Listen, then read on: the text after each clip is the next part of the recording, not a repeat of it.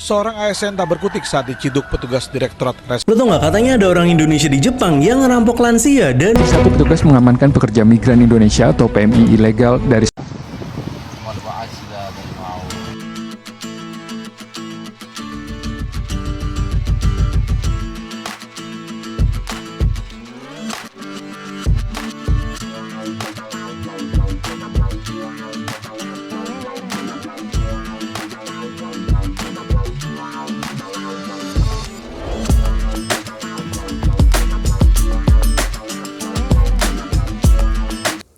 Assalamualaikum warahmatullahi wabarakatuh. Berjumpa kembali dengan Romlia Pratama. Teman-teman sahabatku semuanya, gimana kabar kalian?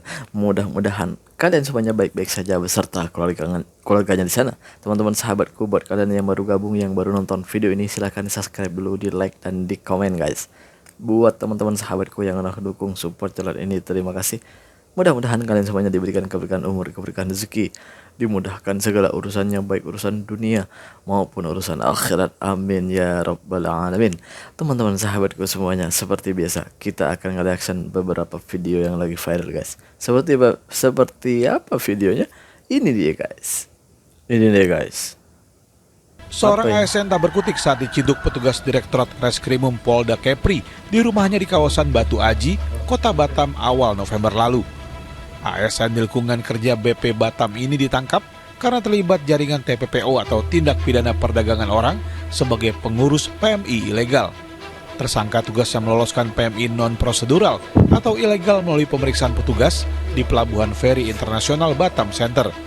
Tersangka mendapatkan keuntungan Rp800.000 dari setiap PMI ilegal yang berhasil diloloskannya melalui Pelabuhan Feri Internasional Batam Center. Pengungkapan kasus ini bermula dari informasi adanya 2 orang perempuan asal Jawa Timur dan Nusa Tenggara Barat yang akan diberangkatkan bekerja di Singapura melalui Pelabuhan Internasional Batam Center oleh 2 orang petugas.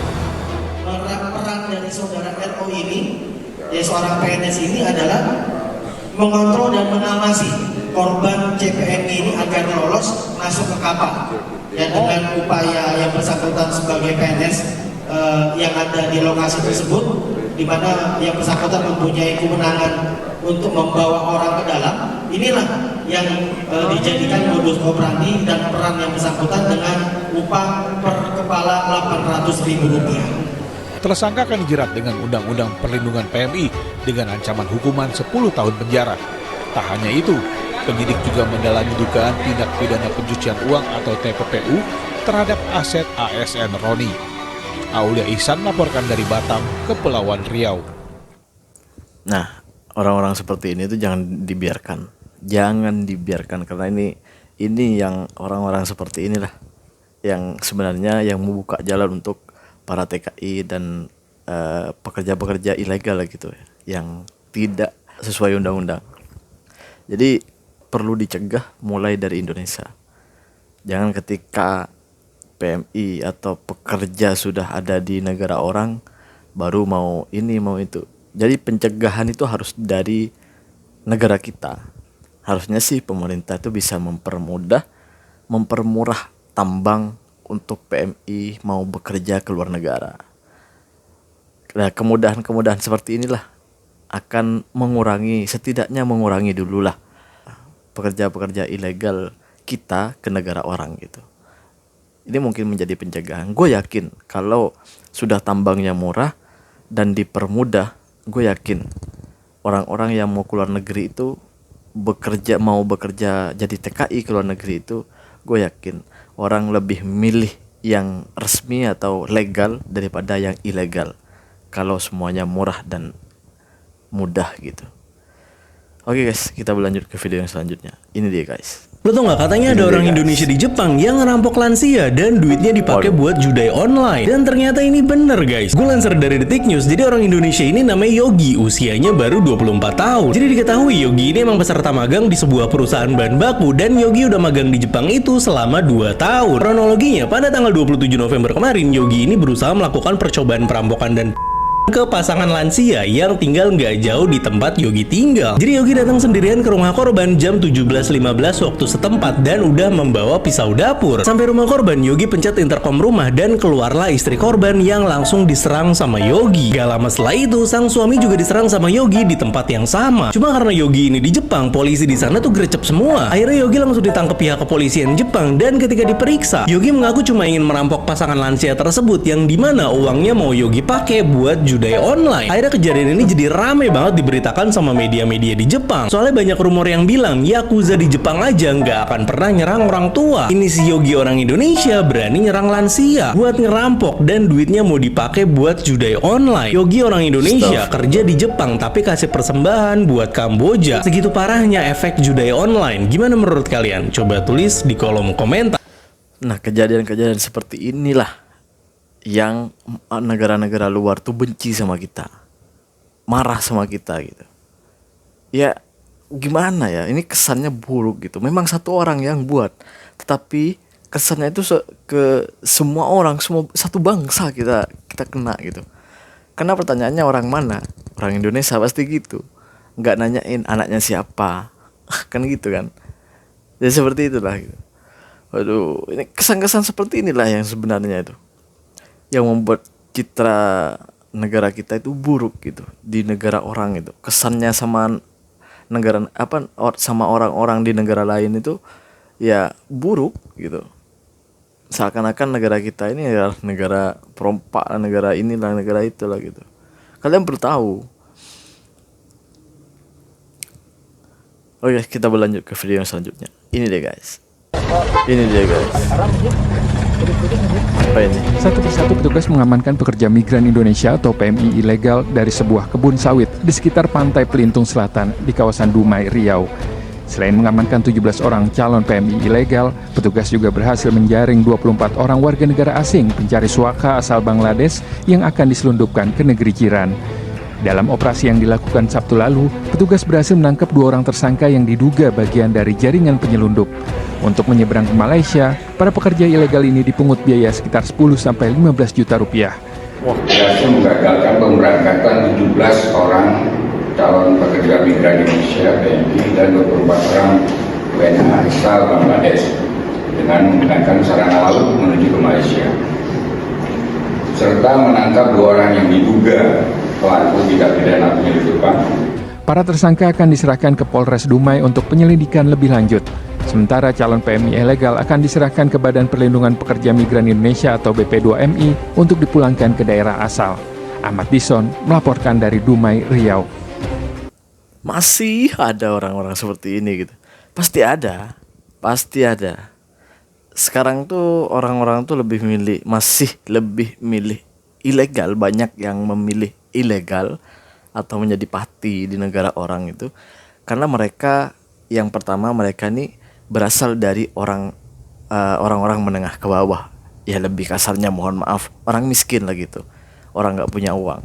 Jadi mau tak mau orang-orang ini ya harus lebih memilih tambang yang murah daripada yang mahal gitu. Seharusnya pemerintah itu melek kepada ini gitu. Jadi orang-orang yang merantau dari Indonesia itu bukan orang-orang yang punya uang. Jadi kebanyakan yang merantau dari kita itu adalah orang-orang yang menengah ke bawah atau seperti kasarnya orang miskin lah gitu. Kan gitu ya. Ya seharusnya pemerintah itu membantu orang-orang miskin ini agar untuk memperbaiki kehidupannya. Jika memang mau merantau ya permudah dan permurah gitu. Tambangnya mau dimurahkan, terus urusannya dipermudahkan, gue yakin orang-orang ilegal baik itu yang di Malaysia, di Arab Saudi dan dimanapun, TKI kita yang ilegal pasti berkurang. Bahkan gue yakin pasti habis semuanya itu, karena lebih milih yang resmi. Kalau yang resmi aja murah, ngapain pergi yang ke yang ilegal, kan gitu logikanya. Kalau pemerintah mau, tapi sayangnya beberapa tahun kita mengeluarkan PMI nggak ada solusi tuh sampai sekarang.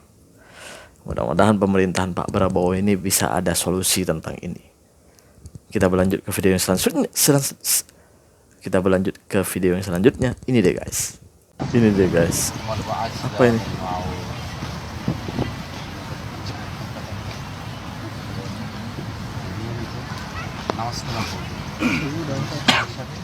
Apa ini guys? TKW Indonesia nikah siri sama Bangladesh di taman. Then all time talking try to Tula. No talking lie. Alhamdulillah, alhamdulillah, nahmaduhu wa nasta'inuhu